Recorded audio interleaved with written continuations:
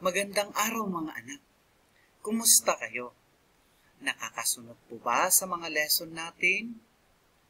Okay. So sa araw na ito, tayo ay mag-aral ulit ng panibagong lesson. Ito ay ang addition or subtraction of fractions and mixed fractions without and with regrouping. So bago muna natin pag-aralan ang addition, atin munang pag-aaralan ano nga ba ang similar fractions. Sabi dito, ang similar fractions are set or group of fractions having the same denominator. Examples, 7/4, 3/4, 1/4, 5/4, 9/4. Kung nakikita ninyo, pare-parehas ang kanilang denominator. Kaya't masasabi natin na sila ay similar. Gayon din sa pangalawang example. 5/9, 4/9, 8/9, 7/9, and 3/9. So, tayo ngayon ay tatawid sa tinatawag na addition of similar fractions. Paano nga ba tayo nag-a-add ng similar fractions? Sabi dito, in adding similar fractions, we only add the numerator, then we copy their common denominator. Examples, 3/8 plus 2/8 is equal to 5/8. So, kung nakikita ninyo or napansin ninyo, itong numerator lang ang ating inad. 3 plus 2 equals 5. Then, kinopya natin kung ano yung kanilang parehas na denominator. Pangalawang examples, 5/12 plus 3/12 is equal to 5 plus 3 is equal to 8. Then we copy now again their common denominator, which is 12. So the answer is 8/12. Ang 8/12 po ay pwede pa nating ilo-lowest term. Yan ay nagkakaroon sila ng tinatawag na greatest common factor. Ang magiging greatest common factor nitong 8 at 12 ay 4. So, yan yung gagamitin nating pang-divide sa kanila. Divided by 4.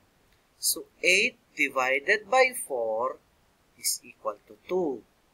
Then, 12 divided by 4 is equal to 3. So, na-lowest term. Kung ang sagot natin kanina ay pwedeng ma-lowest term, ilo-lowest term po natin. Okay? So, ang final na sagot ay 2/3.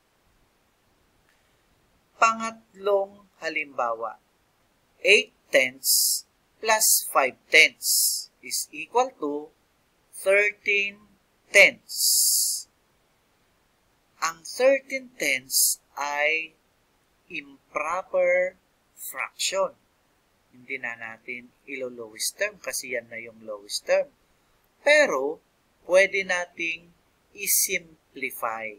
Pag sinabi nating i-simplify, pwede nating magawang mixed number. Paano natin gagawing mixed number? I-divide natin ang numerator, so ito yung 13. Pang-divide natin yung denominator, yun ay 10. So, 13 divided by 10, makukuha natin ang sagot na 1. 1 times 10 is equal to 10. Then, we subtract 13 minus 10, may remainder na 3. Ang remainder na 3, yun na yung gagamitin nating panibagong numerator. At yung pinang-divide natin na 10, yun pa rin ang magiging denominator. Kaya ang magiging sagot ay 1 and 3/10. Okay? Itong fraction na ito, hindi na rin pwedeng ma-lowest term. Pero kapag pwedeng ma-lowest term, ilo-lowest term pa rin natin. Pang-apat na halimbawa, 7/12 plus 8/12 is equal to, so we add again the numerator, 7 plus 8 is equal to 15 over 12. Ang 15/12 ay pwede nating ma-lowest term. Yan ay mayroon silang GCF na 3. Ito yung ating gagamitin na pang-divide parehas sa numerator at denominator. 15 divided by 3, 5. 12 divided by 3 ay 4. Ang sagot ay 5/4. Pero ang 5/4 ay improper fraction. Gaya ng sinabi ko kaninang una, pwede nating i-simplify. So, paano natin gagawin ulit yon? Sa pamamagitan ng pag-divide ng numerator by the denominator. So, ito na po yun. 5 divided by 4. So, may sagot tayong 1. 1 times 4 is equal to 4. We subtract 5 minus 4 is equal to 1. Ulit, ang remainder na ito, siya yung magiging numerator. At yung pinang-divide na 4, yan pa rin. Kaya ang magiging sagot ay 1 and 1/4 nung isinimplify natin. Next, addition of mixed fractions. Paano naman tayo nag-a-add ng mixed fractions na may fraction na similar? In adding mixed fractions, we begin adding the fractions by adding the numerators only, then copy their common denominator. Next to add are the whole numbers. So, halimbawa, 4 and 3/8 plus 2 and 2/8. So, gaya ng nasabi, so naisulat patayo. Pwedeng isulat na patayo, pwedeng ganyan na lang. Pero kapag na pahiga o pahalang na pagkasulat, yun pa rin numerator ng fraction ang i-add natin. 3 plus 2, 5. Then we copy the common denominator, which is 8. Then dahil natapos na nating in-add itong fraction, sunod natin ang whole number. 4 plus 2 is equal to 6. Etong fraction na ito, 5/8, hindi na rin siya pwedeng ma-lowest term. Kaya ito po ngayon ang final na sagot. Okay. Pangalawang halimbawa, 3 and 3/4 plus 2 and 3/4 is equal to, ito po, i-add natin ulit ang dalawang numerator na 3 plus 3 is equal to 6. We copy their common denominator, which is 4. Then, add na natin ang fraction, isunod natin ulit ang whole number. 3 plus 2 is equal to 5. Ang fraction na 6/4 ay pwede nating ilo-lowest term ulit. Kasi mayroon silang GCF or greatest common factor. May makakapag-divide parehas sa kanila. Yan ay ang 2. 6 divided by 2, makukuha natin ang sagot na 3. 4 divided by 2, yun yung sagot na 2. Kunin pa rin natin ang whole number, isulat pa rin natin dyan. ang 3 halves ay improper.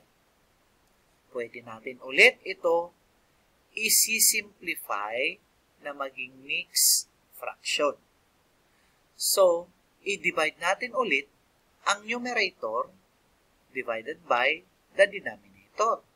So, 3 divided by 2 is equal to 1. 1 times 2 is 2. We subtract 3 minus 2 is equal to 1. So, may 1 na remainder ulit. So, yung 3 halves na yan, nagiging 1 and 1/2. Dahil may whole number tayo dyan, at mayroon na ulit whole number dito, ipag-plus natin. 5 plus 1 is equal to 6. Then yung 1/2. Kaya ang final na sagot ay 6 and 1/2. Pangatlong halimbawa, 5 and 3/10 plus 10 and 5/10. Again, i-add natin ulit ang numerator. 3 plus 5 is equal to 8. Then we copy their common denominator, 10. Pagkatapos natin na-add itong fraction, yung whole number ulit. 5 plus 10, nakuha ang 15. Dahil pwede ulit na ma-lowest term ang fraction nito, 8/10, ilo-lowest term natin ulit. Ano kaya ang GCF ni numerator at denominator? Ito ay 2. So, pwede nating i-divide parehas nitong numerator at denominator ng 2. So, 8 divided by 2, makukuha natin ang 4. 10 divided by 2 is 5. Kopyahin pa rin natin si whole number. Yan po yun. So, ang nagiging sagot ay 15 and 4/5. Pwede rin nating isulat ng patayo. Ito yun, nasa kabila. Next, 4 and 7/12 plus 11/12 is equal to 4 and 18/12. So, 7 plus 11, nakuha natin ang 18. Then, we copy their common denominator, which is 12. Itong 18/12 na ito ay pwedeng mai-lowest term. Ano ang kanilang GCF? May GCF silang 6. 18 divided by 6, makukuha ang 3. 12 divided by 6, makukuha ang 2. So, ang sagot ay 4 and 3/2. Pero si 3/2 ulit ay nasa improper fraction. Gagawin natin ulit na mixed number. Isi-simplify. So, i-divide natin ulit 3 divided by 2. So, 3 divided by 2, 1. 1 times 2 is 2. So, we subtract. 3 minus 2 ay 1. So, yan ulit ang gagawin nating numerator. Yung 2 na yon. So, nagiging 1 and 1/2. So, i-plus natin dahil naging 3/2. Yung 3/2 ay naging 1 and 1/2 na may whole number na siya. So, andyan si 1/2, i-add natin ulit ang whole number, 4 plus 1. So, yan po ang magiging final na sagot ay 5 and 1/2. Okay? So, yan ay addition of mixed fraction. Okay, sunod naman ay ang subtraction of similar fraction. Similar pa rin. How do we subtract similar fractions? Kaya gaya rin lang sa pag-a-add. Now, we subtract similar fractions by subtracting only. Sinabing only. Their numerators. Then copy their common denominator. factors. If the result or answer can be reduced